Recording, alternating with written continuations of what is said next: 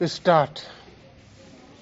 महोदय, जब तक हिंदी भाषी हिंदी को हृदय से स्वीकार नहीं करते तब तक वह राष्ट्रभाषा का स्थान नहीं पा सकती और यह तभी हो सकता है जब वे यह समझे कि इसमें उनका भी योगदान है और उन्होंने इससे केवल लिया ही नहीं बल्कि इसे कुछ दिया भी है और उन पर कोई दूसरी भाषा लादी नहीं गई है बल्कि यह उनकी ही भाषा है।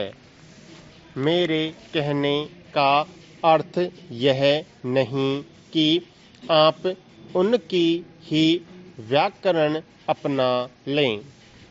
इसका अर्थ यही है कि आप उदारतापूर्वक जितना ले सकते हैं ले लें। भाषा इसी प्रकार बन सकती है।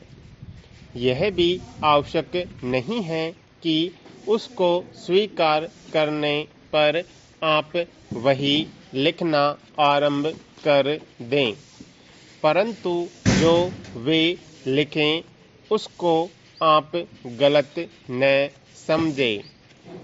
आज किसी भी भाषा का रूप वही नहीं है जो उसके प्रारंभिक काल में था। उसमें परिवर्तन होता रहता है। हिंदी के इतिहास में भी आपको यही बात मिलेगी। मैं हिंदी का कोई विद्वान नहीं हूँ, पर मैं अपने अनुभव से कह सकता हूँ कि उसमें भी पिछले 500-600 वर्षों में बहुत अंतर पड़ा है तथा पहले की और आज की हिंदी में काफ़ी अंतर है।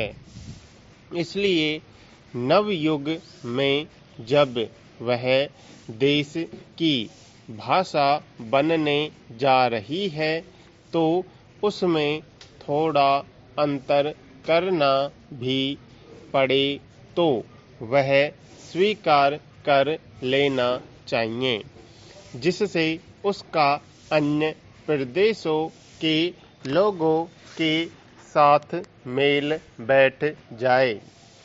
कई हिंदी भाषी लोगों ने भी हिंदी की काफ़ी सेवा की है। आपके राज्यपाल महोदय हिंदी भाषी हैं और इन्होंने अपनी भाषा की बड़ी सेवा की है।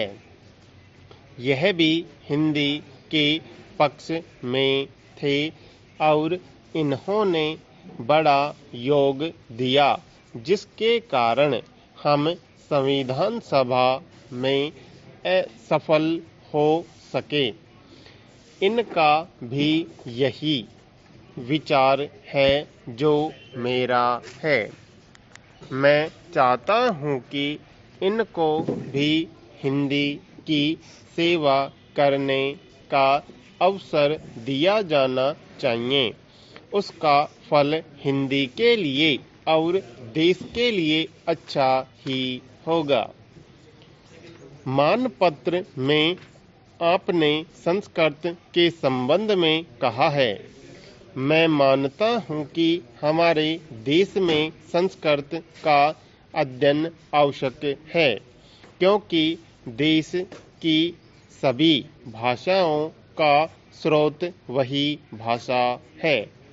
संस्कृत से हमारा संबंध अटूट है। इसकी पढ़ाई लिखाई कम हो गई है, यह हमारे लिए दुख की बात है। मैं आशा करता हूँ कि इसकी उन्नति होगी।